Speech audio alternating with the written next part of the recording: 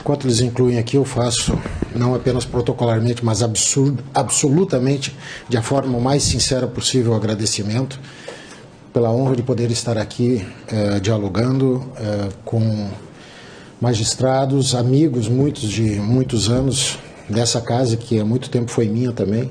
Aqui comecei a minha carreira jurídica e amigos, os desembargadores com quem eu tenho a honra de trabalhar aqui no TRF. É realmente é verdadeiro, eles sabem disso, mas é importante destacar da seriedade, do respeito que existe até dentro das hipóteses em que há divergência. E dentro da divergência, doutor Gebran, eu preciso parabenizá-lo, senhor doutor Márcio, pela proposta de fazer algo dialógico, que nós possamos ter as divergências, debatê-las, sermos incisivos, mas a incisividade não significa desrespeito, ela significa divergir para tentar acertar.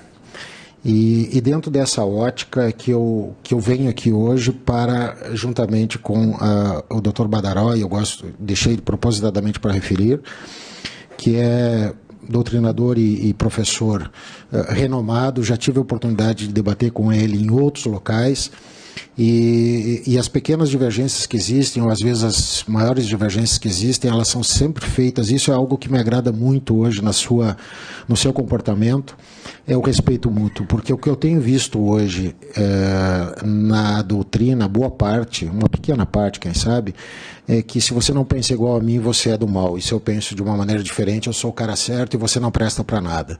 E vamos falar com todas as letras, não pode ser assim, não pode ser assim. Nós temos que trabalhar de uma forma bastante objetiva, bastante séria. E se nós tivermos divergências, vamos resolvê-las, ora.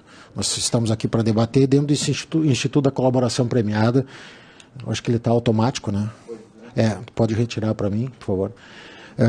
E eu preparei aqui um material, depois se puder disponibilizar em PDF para todo mundo, até porque eu coloquei algumas questões dos procedimentos, que amanhã também vai ser falado mais especificamente, muitas coisas que foram ditas hoje, já antecipadas aqui, de preocupações, de controles. Eu quero dizer algo de saída. Eu sou alguém favorável absolutamente a controles. Eu acho que é fundamental o judiciário fazer o seu controle, é fundamental nós termos um controle, uma atividade interna do Ministério Público voltada para acertar, mas nós temos que tentar ajustar algumas coisas. E a colaboração premiada ela é uma novidade dentro deste formato que nós temos hoje. E eu faço aqui uma referência, eu leio a doutrina, né, que existe, estou curioso para ler o livro, que vou depois pegar, tornar infungível meu exemplar, mas eu gostaria de referir a todos aqui, e não é com exagero, não é com conhecimento, a referência à obra do Frederico. Para mim é uma das melhores obras que nós temos no Brasil, sobre colaboração premiada, de um rigor científico, de uma análise técnica que nos dá assim um caminho muito seguro para debater e dialogar, ou seja, eu tive a honra de inclusive fazer a apresentação a partir da terceira e quarta edições e me impressionou muito, muito mesmo essa característica, e nós temos exatamente dentro desse exemplo essa característica. Vamos dialogar e encontrar o caminho. Podemos começar aqui? Ele está... tá lá. Só que aqui ele não está aparecendo. Vai. Então tá, ótimo, porque eu posso seguir por lá. O grande problema, todo mundo sabe, como é que a gente vai encontrar autoria e materialidade em crimes de uma complexidade muito grande, porque a gente não descobre do nada como é que determinada pessoa está trabalhando dentro da organização criminosa. E eu acho que nós temos que ter um cuidado muito grande. Nós não podemos usar a colaboração premiada, ela está passando automático, não tem problema, não usar a colaboração premiada como uma panaceia para a solução dos problemas. Ela tem que ser um método de investigação absolutamente excepcional. Nós temos que ter cuidado para não queimar essa galinha dos ovos de ouro. Eu digo isso com toda a franqueza, não é para resolver qualquer probleminha ali no interior, num casinho pequeno. Claro que em alguns casos mais complexos, aí sim. E, obviamente, estando aqui no TRF da 4ª Região, sempre vem à tona as colaborações que foram feitas no âmbito da Operação Lava Jato, mas, claro, destacando, né, das 197 colaborações que eu tenho, os números, 44 foram em Curitiba, 32 no Rio de Janeiro e 121 no Supremo Tribunal Federal, ou seja, a grande maioria das colaborações foram feitas no Supremo Tribunal Federal e lá dados alguns parâmetros. E eu tive, por algumas circunstâncias pessoais e profissionais, enfrentar a dureza de como é que a gente vai resolver o problema a partir da colaboração número 1, da colaboração número 2, que foram Paulo Roberto Costa e Alberto Youssef. Alguns equívocos foram feitos e eles precisam ser corrigidos, mas eu vejo o Instituto da Colaboração Premiada hoje com enormes acertos, brutais acertos. E os pequenos desvios de erros nós precisamos corrigir. E vocês vão ver aqui que eu já trago essa colocação, algumas críticas que eu acho importantes, mas outras que eu vou fazer uma contra-argumentação que nós precisamos nos desarmar um pouco. Nós precisamos trabalhar um pouco com a colaboração. Tá no meu controle, obrigado. Sem maiores armas. E há certas considerações que às vezes nos chegam, e elas chegam de uma forma, às vezes, mal posta. E aquilo acaba se tornando como uma verdade. E estão aqui, que não vão me deixar falar sozinho, dois grandes advogados que trabalharam muito e trabalham em colaborações e que viram como é que são feitos esses trabalhos, todos direcionados para acertar. Todo mundo sempre se direcionou para acertar, né? E ninguém quis desviar nada, ninguém quis não submeter ao Poder Judiciário. Pois muito bem, o grande problema da colaboração premiada é a obtenção da prova, e esse é um ponto central. É uma técnica para a obtenção de prova. E dentro desta lógica, eu vou passar que não existe uma tarifação, eu vou passar os pontos, eu falo da essencialidade da colaboração. Tem certas coisas que a gente não descobre em hipótese nenhuma. E este fato é público, eu vou citar aqui, porque este fato já foi apreciado por este tribunal, o fato é público, que foi o caso de um colaborador chamado Júlio Gerim Camargo, onde ele deu detalhes que jamais seriam descobertos de valores que foram depositados no exterior. E ele deu o início do caminho. Essa é a primeira coisa que nós precisamos saber. É o caminho para a gente começar a investigar, para depois chegar e produzir a prova. Produzir a prova de acordo com os critérios legais autorizados pelo juiz, neste caso concreto, quando ele fez a colaboração, inclusive complementar, para esclarecer os fatos, ele disse, estão aqui as provas, e aí, com autorização do Poder Judiciário, porque tinha hipótese de reserva de jurisdição, a prova foi produzida, a prova foi realizada com apoio, com decisão do Poder Judiciário, ou seja, indica-se o caminho. E eu posso dizer com absoluta segurança, nós não teríamos, em hipótese nenhuma, revelado aqueles fatos que vieram a conhecimento, julgados em primeiro grau, julgados em segundo grau, e agora pendentes discussões ainda, mas com análise de prova nós não teríamos descoberto isso em hipótese nenhuma. Então a colaboração é, para mim, um ponto essencial. E mais, ela é uma técnica de defesa. Eu não tenho dúvida nenhuma disso hoje. E dentro da ótica que eu vejo ser bem feita a colaboração premiada, que eu vou mostrar agora os passos, não existe na minha ótica a possibilidade de alguém ser enganado para fazer uma colaboração. Por quê? Porque o advogado vai estar presente do início ao fim. Eu nunca esqueço uma vez, doutor Márcio, que eu estava lá em Brasília, no gabinete, bem no início ainda, e apareceu um senhor, a portaria nos ligou e disse, olha, o senhor Alexandre quer falar com o senhor. Eu disse, Alexandre, não conheço o senhor. Ele disse, não, ele quer falar sobre a Lava Jato. Eu disse, não sei quem ele é. Diz que é o Ceará. Eu disse, bom, agora está explicado. O doutor Tracy reconheceu que era o entregador, o que fazia a entrega do dinheiro. E aí ele chegou lá e foi falar comigo. Eu disse, pois não. Eu disse, não, eu vi que meu nome saiu na imprensa, eu quero fazer colaboração premiada. Eu disse, cadê seu advogado? Ele disse, não, eu não tenho advogado. Eu quero falar com o senhor. Eu disse, o senhor não vai falar comigo em hipótese nenhuma. Então o senhor constitua um advogado, o senhor volta. Eu não tenho condições de pagar advogado. Então o senhor espere aqui que eu vou ligar para a Defensoria Pública da União e o senhor vai falar com o defensor público, porque o Ministério Público não conversa com o colaborador sem a presença do advogado, ponto. Acabou. Então esse é o primeiro ponto. Não vai ter vício de vontade nem na saída. Ele vai fazer se quiser. Então esse é o primeiro ponto que nós temos que deixar bem claro para para fixar o parâmetro que as provas produzidas a partir dali são provas absolutamente lícitas. Mas que controle nós vamos ter? O juiz vai fazer o controle de legalidade, das cláusulas, de constitucionalidade das cláusulas? Sim.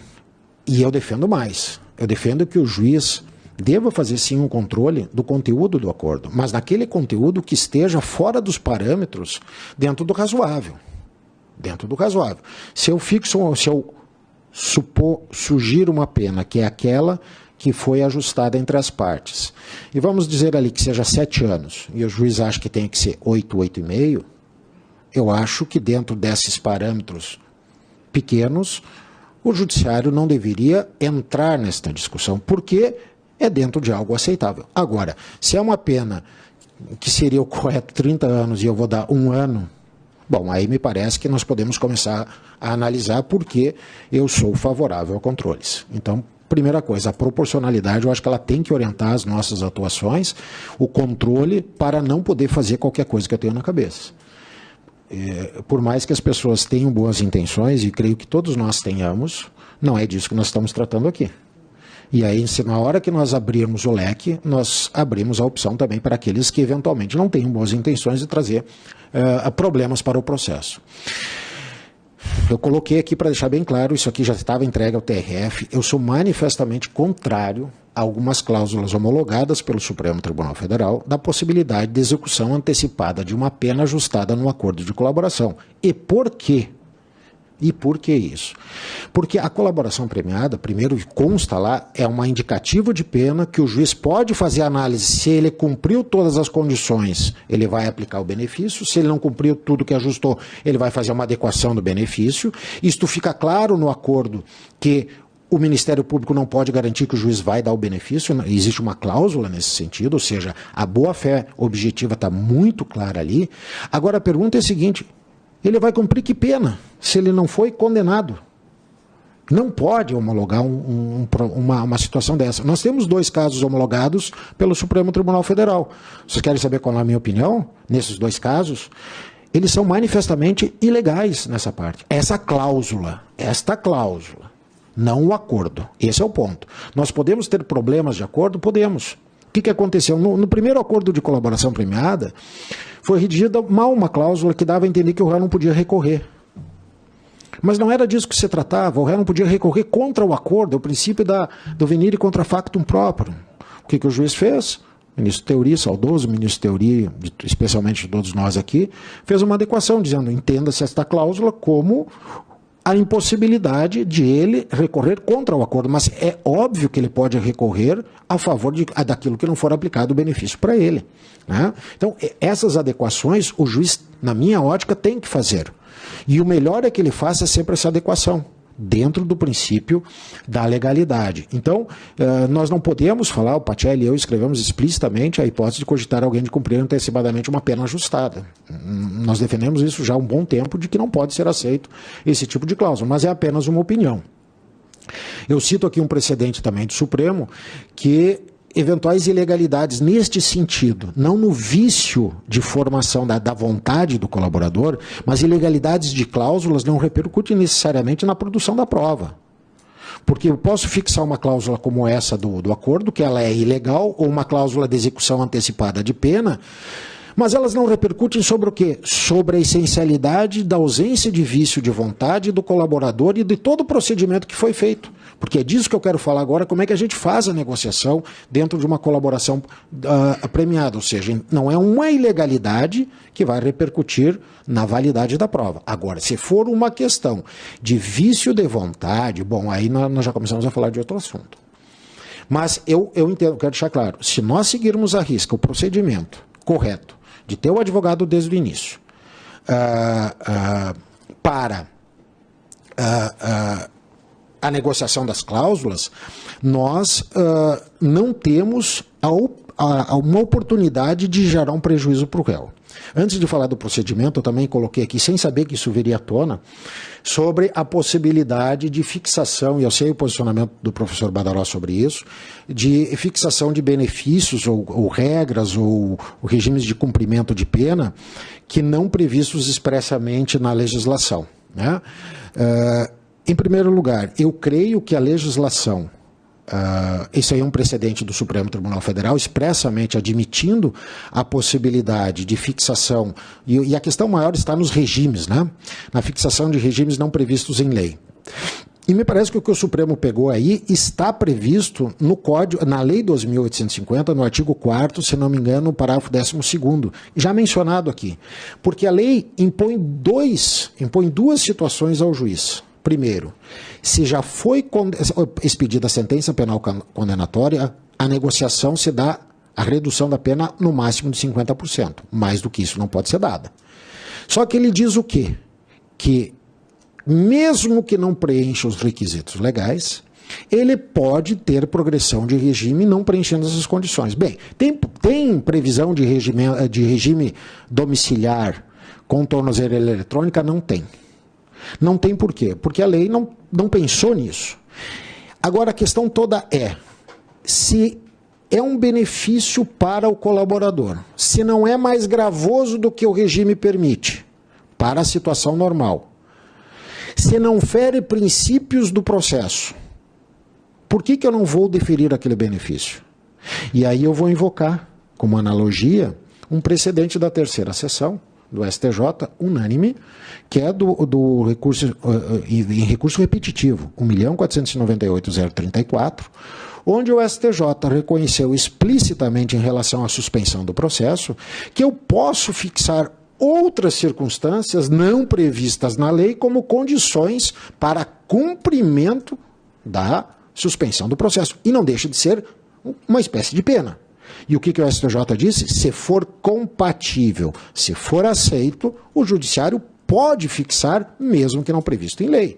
Ora, isto me parece um bom parâmetro para que nós possamos, nestes casos, também reconhecer a possibilidade de aplicação de certos, sobretudo, benefícios e regimes, eu não estou falando da pena em si, mas de regimes não previstos em lei. Me parece que o que o ministro Barroso disse aqui, o princípio da legalidade veda a imposição de penas mais graves do que as previstas em lei, leia-se aí também os regimes de pena, por ser uma garantia instituída em favor do jurisdicionado. Ou seja, não viola o princípio da legalidade a fixação de pena mais favorável, não havendo falar-se em observância da garantia contra o garantido, ou seja, é uma garantia da pessoa que vai cumprir aquela pena.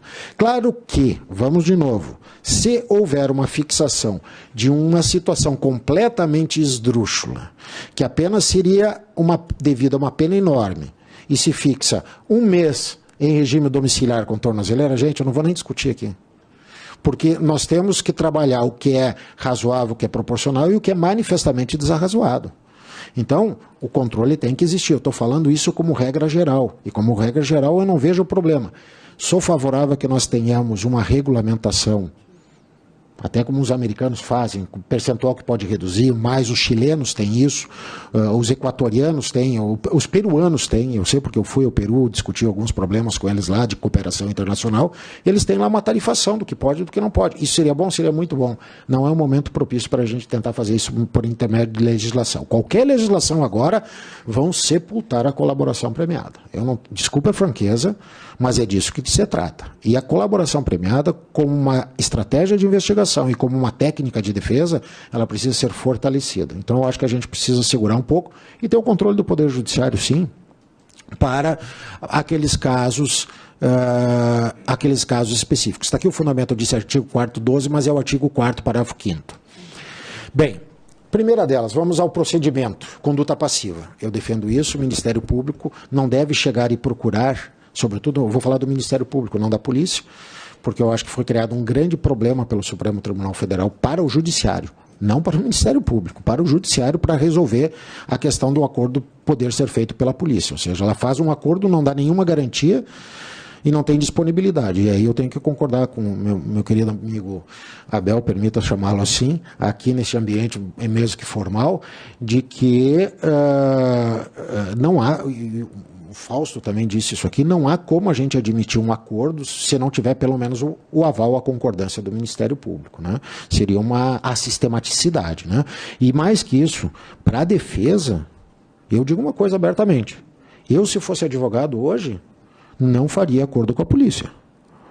Eu tenho algo contra a polícia? Zero. Trabalho há muitos anos com a polícia conjuntamente, mas eu não tenho garantia nenhuma. Nenhuma. Zero. Tem garantia com o Ministério Público? Bom, algumas garantias estão estipuladas. Ele pode recorrer a favor, ele vai defender a penalidade, vai perante o juiz, existem cláusulas dizendo o Ministério Público não se compromete com a garantia, porém vai sustentar perante o Poder Judiciário a aplicação daqueles benefícios legais. Então, a primeira delas, conduta passiva, ou seja, é o advogado e o réu, ou o réu, dependendo das circunstâncias, que devam procurar para uma possibilidade de realizar o acordo. Segundo, não utilizar jamais, em hipótese nenhuma circunstância de prisões cautelares. E nesse ponto há uma difusão equivocada de que o Ministério Público teria utilizado, com o aval do Poder Judiciário, de prisões cautelares para forçar as pessoas a fazer colaboração. Primeiro eu vou dar os números. 16% das colaborações, só do âmbito da Lava Jato, foram feitas com pessoas presas. 84% foram com pessoas soltas. Isso já é um primeiro número a nos indicar que não é assim. Segundo, se não existe fundamento para prisão cautelar, o advogado vai fazer o quê? Vai impetrar habeas corpus e vai soltar. Eu me lembro muito bem, e vou citar isso como um exemplo, porque é fato público, um dos maiores empresários que estava preso cautelarmente, o Ricardo Pessoa, da UTC, preso, ele obteve um habeas no Supremo e 2 meses depois de estar solto, ele veio fazer colaboração premiada. Ou seja, ele não estava premido por nenhuma circunstância, ele quis fazê-lo voluntariamente. O seu advogado orientou, vamos fazer. Como sempre se fez, mutatis mutandis, na delação anteriormente e também quando o advogado chegava e dizia para o cliente dele, confessa que os benefícios são melhores do que não confessar. É uma questão de análise de eficiência da defesa. É um jogo? É um jogo. Mas se um jogo feito dentro das regras, as partes têm que cooperar. E dentro desse jogo eu vou deixar muito claro também o seguinte, nenhum colaborador faz colaboração por arrependimento. Ele faz porque tem um benefício, ponto, acabou. Isso está errado? Não está errado. Vamos falar sinceramente, vamos falar de peito aberto, sem discussões. Parte da doutrina critica? Critica. Tudo bem, isso faz parte, mas nós temos que admitir que este acordo está sendo feito por um interesse do Estado e um interesse da defesa. Ponto. Controlado pelo Poder Judiciário. Bem, a questão, iniciaram-se as tratativas, se assina um termo de confidencialidade. Desculpe se isso é uma obviedade, mas eu quero falar do termo procedimental, na medida em que as partes, a partir do que é contado genericamente no início, se há um interesse do Ministério Público em fazer a colaboração, se houver um interesse, se firma este termo de confidencialidade em que as partes assumem o dever de não comentar, não confirmar, não adotar nenhum procedimento externo a confirmar a existência de um acordo ou tratativas do acordo, ou seja, nem que sim, nem que não, eu não posso falar. E isto é fundamental. Para quê? Na busca da eficácia e das garantias do procedimento de colaboração. E aí tem a famosa discussão e realização de anexos, né? Dr. Tracy e Dr. Rodrigo podem nos trazer aqui, eu refiro os dois com quem eu trabalhei um pouco mais, em que são apresentados os anexos. E por que dos anexos? Onde é que surgiu essa ideia dos anexos que não está previsto na lei? Né? E o Dr. Badaló vai explorar agora a questão muito mais técnica sobre a ótica da natureza jurídica do negócio, mas vamos partir do pressuposto que a colaboração, para mim, e o Supremo já disse no HC 127.483, que o acordo é um negócio jurídico entre as partes. Por isso que ele só pode ser impugnado pelas partes e não por terceiros. É ao menos a visão que eu vejo do conteúdo do acordo. O judiciário, sim, entre as partes, sim, terceiros não impugnam o acordo, podem impugnar o que falado pelo colaborador. Né? E por que os anexos? Como uma técnica de investigação. Por quê? Porque os anexos relatam fatos. Fatos esses que, uma vez assinado o acordo, homologado o acordo, eles vão ser desmembrados. Vão ser desmembrados e vão ser entregues para a investigação de acordo com o juízo competente. A regra vai ser a cisão processual, ou seja, para não ter um bolo de informações, eu faço essa cisão. Na sequência, eu refiro rapidamente algumas questões também. Os anexos são por fatos, e o detalhe, eles são a síntese do que o colaborador falará, que depois ele vai transformar, depois da assinatura do acordo, é que ele vai transformar aquele anexo num detalhamento de depoimento e que depois do depoimento será levado à homologação pelo Poder Judiciário. Então tem toda a fase procedimental. Muitas vezes a defesa chega lá e apresenta o escopo dos fatos a serem revelados, são esses 20 anexos aqui. São 20 fatos separados, que podem ter uma imbricação entre eles, mas depois, eventualmente, eles são unidos. O Ministério Público olha e diz, olha, o anexo 2, o anexo 5 e o anexo 19, eles estão genéricos demais. Não está detalhando o fato. Então, restitua-se a defesa para que a defesa indique objetivamente, sem entrega de provas, isso aqui é importante, não há entrega de provas nesse momento. Tem que ter a lealdade, a boa-fé objetiva das partes, sim, mas não se entrega provas nesse momento. O Ministério Público está tendo conhecimento de fatos relatados, sim. Se o acordo não vier a não acontecer, ele soube em tese de fatos? Soube. Tem como apagar na cabeça da gente que a gente soube? Impossível. Agora, eu não vou ter prova nenhuma. A defesa não tem que entregar provas nesse momento. Ou seja, o que eu tenho é nada. Até porque a lei é muito clara, dizendo no artigo 5º, parágrafo 16º, se não me falha a memória, que as declarações do colaborador não servem para nada. Quarto, perdão, obrigado. O quarto parágrafo 10º, ele diz que não serve para absolutamente nada, e não serve mesmo. A posição unilateral. Então, eu devolvo para a defesa, que vai me devolver depois os anexos de uma forma mais detalhada. Para quê? Para que eu fixe ali a obrigação estipulada com o colaborador do que ele vai ter que falar depois. É neste momento que eu fixo o compromisso, para ver depois, se ele cumprir aquele compromisso, se ele vai ter direito aos benefícios. Importante dizer aqui, a obrigação do colaborador não é uma obrigação de resultado. Ela é uma obrigação de meio.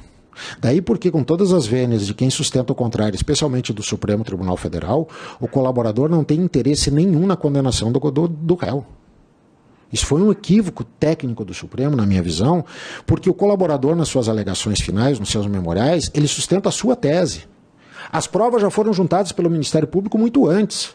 É do conhecimento do, aspas, delatado, os fatos e provas que já estão nos autos. Isso é tranquilo? Quem junta as provas depois é o Ministério Público, não é o colaborador. E a tese que ele vai desenvolver é uma tese jurídica dos seus benefícios, e não dos outros. E o que ele disser ali, além do que ele já falou antes, não tem valor jurídico nenhum para fim de condenar.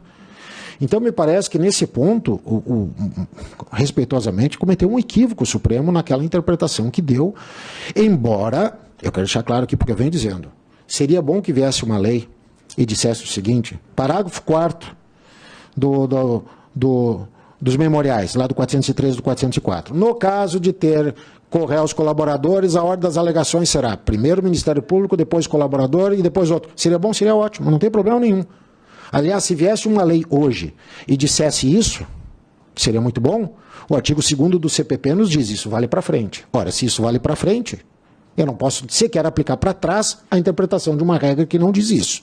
Mas, enfim, me parece que este equívoco está posto e nesses anexos são fixados, então, os critérios, aqueles benefícios, ou melhor, o escopo, que se ele cumprir aquelas condições, e o ministro Neff disse isso bem aqui, ele vai ter direito subjetivo a receber os benefícios. Isso está no item 11 da ementa do HC 127.483. Está bem claro lá essa questão, e eu me lembro muito bem o ministro Aires Brito, quando sustentou essa questão dentro do plenário, ele destacou. É um dever do Estado de adimplir se o sujeito cumpriu com as suas obrigações. Então, é uma obrigação de meio, ela não é uma obrigação de resultado. E muitos dos anexos que são trazidos, por uma circunstância ou outra, acontece o que? São arquivados. E isso vai retirar o direito do colaborador de ter o benefício? Não.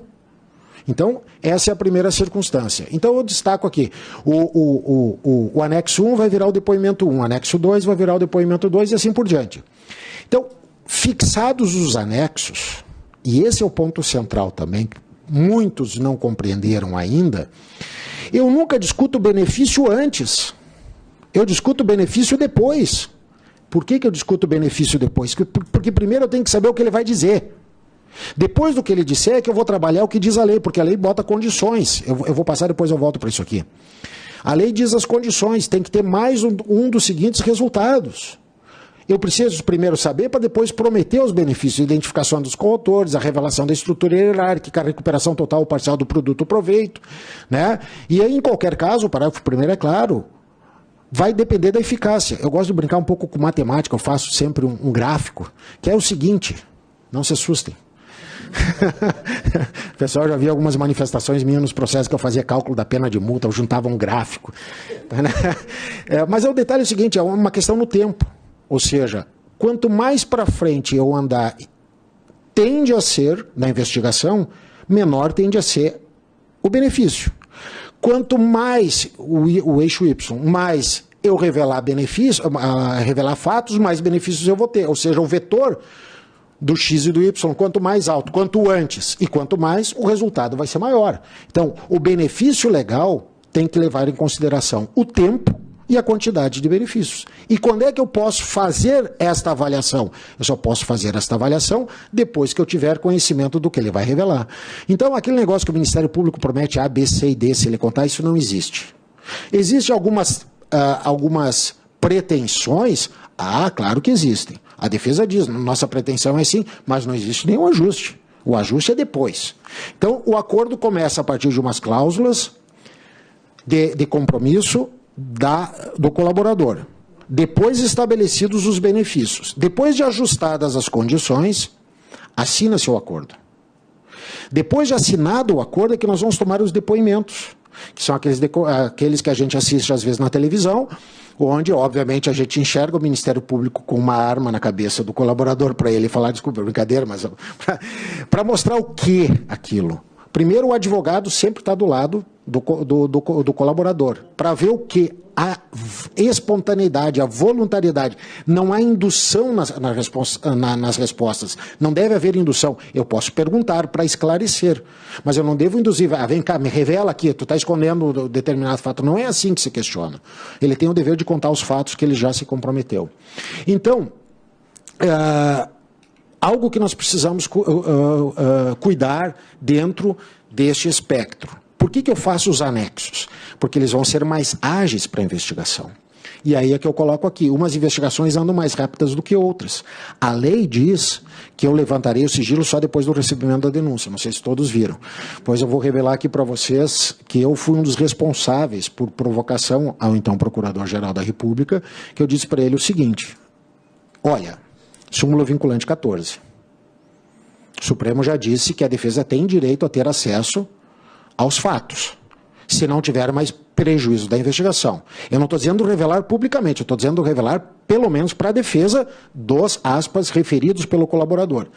Ele disse, sim, mas qual é a solução se a lei diz isso? Eu disse, a solução é nós propormos ao Supremo uma interpretação do dispositivo aplicando a súmula vinculante 14, ou seja, malgrado a lei diga que a defesa só vai ter acesso, conhecimento ao que foi delatado com o recebimento da denúncia, eu acho que é direito da defesa ela ter conhecimento das provas que serão produzidas se não houver mais prejuízo para a investigação. Eles disse, ok, vamos submeter ao Supremo, então. Isso foi submetido, o Supremo reconheceu que a colaboração tem que se aplicar à súmula vinculante 14. Agora vejam se não fosse por anexos. 10 fatos diferentes, com tempos diferentes, com circunstâncias investigadas, 2 delas poderiam ser revelados e o resto não. Como é que a gente resolveria? Não tinha como. Então, os anexos, eles facilitam também essa circunstância. Eu poder dar vista para a defesa, para ela exercer a ampla defesa, já fim da investigação, mesmo que eu não tenha oferecido a denúncia, ou que vá ter arquivamento, sei lá o que vai acontecer. Mas isso eu acho fundamental que seja efetivada a verdadeira ampla defesa, que a defesa tem que ter conhecimento, a gente não tem que esconder isso. Agora, olhem só o que aconteceu. Alguns colaboradores, ou pretensos colaboradores, chegavam lá com a intenção de tentar descobrir o que já se sabia sobre eles. Eles não queriam colaborar. E aí como é que a gente faz? E alguns agora pedem certidão para ver se tem investigação contra eles, porque a súmula vinculante 14 garante isso. Como é que a gente vai dar uma informação sem mentir, sem violar a súmula? Nós encontramos uma solução. A solução era dizer o seguinte, a certidão era sempre a mesma. Nos termos da súmula vinculante número 14, nada a informar, no presente momento. O que se fazia? Na hora que entrava o pedido, certificava dentro do procedimento, porque hoje a colaboração tem que ser feita de um procedimento está tudo bem regulamentado na orientação conjunta número 1 da 2ª e da 5ª Câmara, certifica dentro do procedimento dizendo o seguinte: no dia de hoje, o advogado pediu para ter vista dos autos. Foi indeferido o pedido com fundamento na súmula vinculante, porque na data de hoje estamos com as investigações em andamento assim, assim, assim, assado. Daqui 6 ou 7 meses, quando se revelarem os fatos, ele vai dizer: me negaram acesso aos autos. Negamos, mas está devidamente justificado no momento próprio. Não estou dando uma declaração com efeito retroativo, porque eu estou fazendo a coisa como tem que ser feita. Eu não preciso esconder nada de ninguém. Então, isso também é um procedimento que se adotou como uma forma de garantia da produção da prova e também da defesa. Cisão processual, isso aqui é importante. Primeiro, a cisão, o Supremo disse que somente quando tiver pessoas com prerrogativa de foro, observado agora, obviamente, o disposto na decisão na ação penal 937, da restrição do foro, o Supremo disse: nós vamos homologar, ou o STJ, os tribunais, dentro da sua competência, todos os fatos. E nós é que vamos fazer a cisão processual, com 2 regras fundamentais. A primeira, do agravo regimental no inquérito 3515, que o Supremo deixou muito claro, sobretudo nos votos do ministro Barroso, do ministro Teori, embora a ementa não seja muito boa, que a regra será a cisão. E a exceção será a reunião processual. E o ministro Barroso fixou lá na fundamentação acolhida pelos demais, dizendo o seguinte: se o Ministério Público não justificar por que era a união, nós vamos cindir. Vejam, a inversão. Eu preciso indicar por que é necessária a reunião. Se não for, nós vamos cindir. Então, salvo o melhor juízo, eu tenho quase certeza do que eu vou dizer aqui, depois deste precedente, que é de 2014, nenhum caso mais o Supremo manteve por conexão probatória no Supremo Tribunal Federal.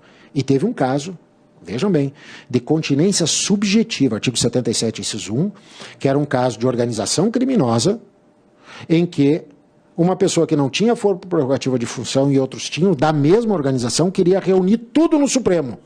E o Supremo disse: mesmo agora nós podemos fazer a apuração separada. Complicado, mas mesmo assim é importante dizer que o Supremo tem cindido. E sobre a cisão processual, nós tivemos um caso concreto que foi numa reclamação ao Supremo Tribunal Federal com uma decisão do então juiz Sérgio Moro, que foi o seguinte: numa colaboração premiada, descobriu-se, a partir daquela colaboração, fortuitamente, a participação de alguém com prerrogativa de foro. E a questão toda é: manda ou não manda para o Supremo? Porque quem faz a cisão é o Supremo. E naquele caso, o doutor Sérgio Moro fez a cisão processual, ele, e mandou para o Supremo. E a defesa entrou com uma reclamação para querendo levar tudo, e o Supremo disse o seguinte: tem que mandar para cá quando tiver indícios de conexão. O fato que surgiu aqui é absolutamente independente do que está sendo investigado. Portanto, se ele está tocando o processo e esse fato surgiu, tecnicamente não é uma cisão processual. É uma separação que ele tem que fazer, essa separação, e não depende de aval de quem homologou o acordo, não. Então o Supremo fixou esse precedente que me parece importante. Claro que se tiver conexão, aí a discussão é outra. Né? A discussão é outra, porque quem faz a cisão é quem está em primeiro lugar. Como? Foi numa reclamação. Porque daí o que aconteceu? Ele mandou só essa parte, e os demais entraram com a reclamação dizendo: nós queremos deslocar tudo para cima. A reclamação foi julgada improcedente porque eles disseram: nós já cindimos daqui para lá, e tudo que se descobriu agora, se fosse conexo com uma participação de um parlamentar, deveria remeter para nós se tivesse conexão. Agora, como não tinha conexão, pode mandar sem problema nenhum. Isso eu acho que é uma questão relevante. E aí, chegamos, eu estou tocando um pouco rápido, mas eu já estou terminando meu prazo, para permitir os debates depois, se necessário. Vamos lá. Iniciado o acordo das conversas tratativas com o termo de confidencialidade, apresentados os anexos, devolvidos alguns anexos, volta os anexos, redige o acordo das cláusulas da obrigação do colaborador, dos benefícios legais, assina-se o acordo, tomam-se os depoimentos. Está pronto o acordo. Aí nós vamos levar ao Poder Judiciário. E aí é que eu digo o seguinte: o juiz, nesse momento, deve fazer a audiência para conversar com o colaborador e seu advogado. E eu defendo mais, que o Ministério Público nem esteja presente. Eu prefiro nem estar. É a minha posição. Por quê? O juiz ali vai verificar o quê? E gravado também, antes de homologar. O senhor, como é que iniciou a tratativa? Ou seja, lá na origem. Eu conversei com o Dr. Douglas lá, mas o senhor estava com o advogado? Não. Ele disse, epa, peraí. Quer dizer, já começa mal. Estava com o advogado? Estava. Eu cheguei lá para fazer a colaboração, ele chamou a Defensoria Pública e disse que não ia conversar comigo. Por quê? Porque eu tinha direito a conversar com o meu advogado. E aí ele vai indagar se ele foi alertado sobre todas as garantias constitucionais de de ficar em silêncio, de não... ou seja, dos benefícios. Eles lhe prometeram e garantiram os benefícios? Não, eles nos disseram que vão ajustar os benefícios, mas vai depender do Poder Judiciário. Então o senhor está plenamente ciente de tudo que está aqui no acordo, sim. O seu advogado lhe alertou, sim. Então isso é o quê? Isso é um procedimento para analisar a ausência de vício de vontade. Isso é tudo? Não, não é tudo, mas é uma boa parte. E é uma grande parte, e eu defendo que isso seja gravado também, porque uma gravação, ela revela muita coisa que a gente não consegue reduzir a termo. Não consegue reduzir a termo. Ela é obrigatória a gravação dos depoimentos? Não é. Mas se não for possível fazer uma gravação, isso aconteceu em 2 termos, que depois a defesa contestou, por defeito no equipamento. E aí o que aconteceu? Não se falou nada, se tomou depoimento. Eu recomendo que quando acontecer um caso e a gente sair da regra geral, que é gravação do depoimento, certificar com a presença do advogado, olha, no dia tal, nós fomos tomar um depoimento e estragou o equipamento. A gente estava sem equipamento e optamos por fazê-lo assim. Ou seja, está mostrando que era uma excepcionalidade, eu não estou justificando retroativamente. Tudo que a gente puder mostrar que o procedimento está sendo feito corretamente, eu sou favorável a que isso seja colocado claramente nos autos. Para quê? Para que todos os juízes possam fazer o controle em todos os graus de jurisdição e não ter dúvida nenhuma do que está sendo feito. Porque este controle, quando o procedimento é correto, não tem problema. A gente não tem nada a esconder. E isso tem que ser dito às claras. Porque uma coisa, se a gente começar a fazer, vamos dar um jeitinho aqui, vamos dar um jeitinho ali, não vai dar certo. Vamos falar coloquialmente aqui. A gente tem que admitir isso. Então, a gente tem que trabalhar para fazer a coisa certa. E aí o juiz vai fazer a análise de constitucionalidade e de legalidade. E o que é esta análise de legalidade? É apenas formal? Não, não é formal. Numa circunstância que uma cláusula do contrato, ela desbordar do razoável, eu acho que o juiz tem que adequar. O juiz tem que fazer esse controle. Porque senão, aí eu concordo. Nós estaríamos excluindo da apreciação do Poder Judiciário algo que é do Poder Judiciário. Agora, de outro lado, eu acho que não é qualquer circunstância que o Judiciário vai enfrentar ali. Ele não tem que estar dizendo agora quem resolve aqui a colaboração premiada sou eu, ou seja, ele ser o último sujeito ativo da colaboração premiada. Eu acho que aí nós não podemos desnaturá-lo. Ou seja, se houver uma pequena discrepância, uma discordância sobre critério de pena, que não é ilegal, não é inconstitucional, eu acho que aí nós temos uma barreira para o procedimento. Eu vou passar sobre isso, questionamentos incompletos, tem muitas divergências entre colaboradores, tem divergências entre colaboradores, né? Eu nunca esqueço que uma vez eu já citei isso como exemplo, né? Mas eu estava debatendo. Como? Não, eu sei, mas eu não vou tomar água, não. Eu vou pegar só o exemplo aqui. Tomei água do Dr. Márcio, ele restituiu aquela água ali. Mas eu estava num debate com um advogado e ele batendo muito forte que divergência de depoimentos de colaboradores não pode ser aceita em hipótese nenhuma. Primeiro que depoimento não serve para nada, vamos falar sério. A sua palavra dele não serve para nada. E aí, segundo, eu perguntei para ele, doutor, eu perguntar para o Dr. Márcio, tem água no copo? Tem água no... Quanto? Meio copo. Meio copo. Doutor Fausto, tem água no copo? Eu perguntei se tem água no copo. Quanto? 2 terços. Vejam, 2 pessoas com absoluta idoneidade na frente de vocês, 2 magistrados que ninguém tem dúvida, deram 2 depoimentos diferentes na frente de vocês. Um dos 2 está mentindo. E isso não é verdade. Por quê? Porque eles tinham a percepção equivocada do mesmo fato. O copo, porque um tinha uma visão tapada e outro não tinha. Dentro de uma organização criminosa é a mesma coisa. Então não é uma divergência de depoimentos, como nós vimos agora, que vai gerar invalidade e a incerteza daquilo que eu vou poder utilizar. Eu preciso contextualizar. O doutor Fausto estava vendo o copo. O doutor Márcio, por uma circunstância, não estava vendo o copo na sua inteireza. E é isso que a gente precisa trabalhar. A gente não pode simplesmente utilizar a dualidade. É certo ou é errado? Pode ou não pode? A gente tem que entender como é que dá o contexto da apuração probatória. E, em segundo lugar, se 2 colaboradores vierem com o mesmo depoimento igual, tem algo errado. Eu nunca vi, seja testemunha ou colaborador, que eles tenham dado 2 depoimentos iguais. Não tem como ser, porque as percepções são diferentes. Mas, enfim, mentira pode levar à revogação do acordo, sim, isso é verdade, mas uma coisa é divergência, outra coisa é revisão. Nós temos a regulamentação, que eu não vou tratar dela, que de certa forma eu fiz uma síntese aqui, que é a orientação conjunta, que amanhã será trabalhada bem melhor, vai ser pelo... eu acho que o Andrei e o Januário e mais 2 participarão para falar sobre isso, mas de qualquer maneira, como eu vou disponibilizar em PDF esse arquivo para todos que estão participando, eu referi àqueles principalmente que refletem tudo o que está colocado aqui com uma forma de demonstrar o quê? Nós precisamos aprimorar o acordo de colaboração premiada sem dúvida nenhuma. Sem dúvida nenhuma. Precisamos aprimorar.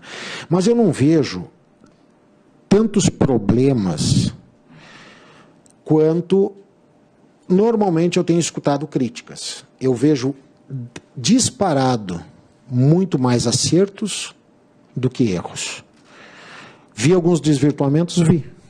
E isso é motivo para nós desqualificarmos a colaboração? Não é. Isso é motivo para nós reforçarmos a colaboração. E mais uma coisa, eu vi uma referência aqui que eu preciso destacar, eu não sei se foi nesse caso, eu vi muitas críticas sobre acordos que foram feitos em que o Ministério Público, com o aval do Poder Judiciário, teria concordado com a disponibilização de bens ilícitos aos colaboradores. Eu preciso dizer o seguinte, eu participei de uma colaboração, isso tá, basta o senhor Google e resolve qualquer problema, está lá. Alberto Youssef, e uma coisa precisa ser dita, nem um bem ilícito dele foi deixado com ele. O que aconteceu ali? Basta ler as cláusulas para entender o que está ali, foi o seguinte, o Ministério Público tem que ter provas e ele declarar os bens ilícitos. Aqueles bens que foram ilícitos, ele perdeu.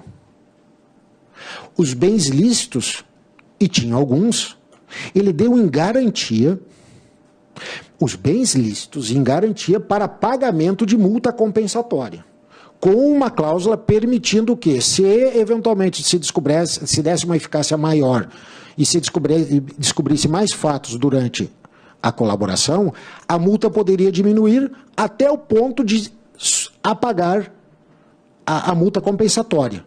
Ou seja, ele teria restituído tranquilamente aquele bem lícito. Então não existe, que eu conheça, nenhum acordo com possibilidade de devolução de bem ilícito. E me parece que não poderia ter mesmo, porque bem ilícito, isso está muito claro, artigo 133 do Código de Processo Penal, para a parte final, o envolvido não pode ter nenhum benefício.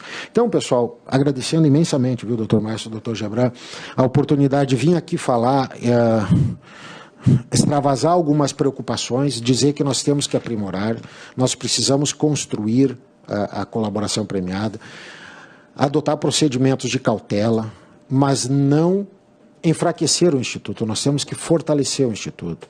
E o que eu mais vejo hoje são circunstâncias que podem mais querer prejudicar as colaborações premiadas, desvalorizar as colaborações premiadas, tirar credibilidade de colaborações premiadas. E eu insisto, a colaboração premiada, querendo ou não, é um momento que não retrocede mais. Nós não podemos deixar de retroceder.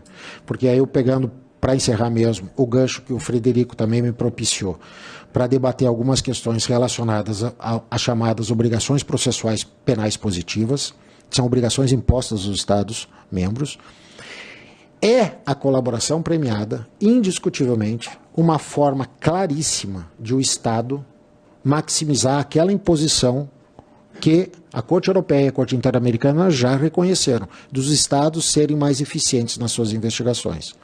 E eu digo, se nós não tivéssemos colaborações premiadas com todos os acertos e com alguns erros, nós não teríamos resultados sérios a partir das provas produzidas licitamente, corretamente, do contraditório, do acesso a todas as partes, para que nós chegássemos a bom tempo quando precisa, a condenação quando tem provas e a absolvição quando não tem provas. Por isso que ela é uma obrigação de meio e não uma obrigação de resultado. Agradeço muito a oportunidade, peço desculpas por algumas incisividades, mas isso é debate entre nós, um debate sério. Não é dizer que eu estou certo e quem pensa ao contrário está errado. Absolutamente não. É somente isso. Muito obrigado pela oportunidade.